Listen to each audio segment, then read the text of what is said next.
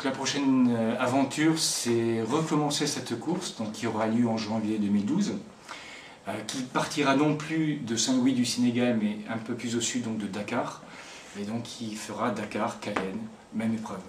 Avec l'avantage d'avoir le bénéfice d'une première participation, de savoir où sont les pièges maritimes, de savoir ce qu'il faut effectuer au niveau de l'entraînement physique et améliorer pour encore augmenter la performance physique. Et là, je remercie le docteur Maton et mon entraîneur Pascal Dupuis, ainsi que Madame Crépin d'ailleurs, qui participe à ma préparation.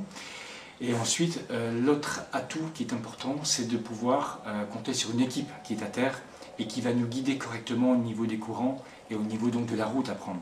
Parce que lorsqu'on est isolé en mer, on est vraiment seul. Le seul moyen de communication que nous ayons, c'est le téléphone satellite. Même la VHF ne marche pas puisqu'on est bien éloigné des côtes et il n'y a aucun contact. Et une fois que nous avons quitté la route des cargos, il n'y a que l'océan et nous, point.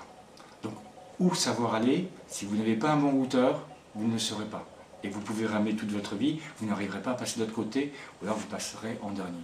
Donc l'idéal, c'est d'avoir une très bonne équipe qui est à terre, et qui se permet donc d'interroger les différentes cartes marines qui existent, les différentes cartes de courant, qui sont très importantes, les vents, et de vous donner les bonnes informations pour pouvoir passer de l'autre côté, dans des bonnes conditions d'une part, mais également en tête par rapport aux autres concurrents de préférence.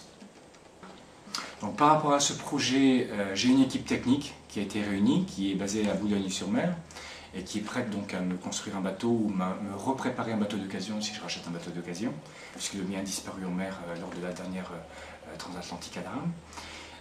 Et j'ai une équipe sportive donc, qui est composée, donc, comme je l'ai dit, du docteur Maton, de Pascal Dupuis qui me suit donc, de manière très intense au niveau de l'entraînement physique, ici donc au niveau de la région lilloise.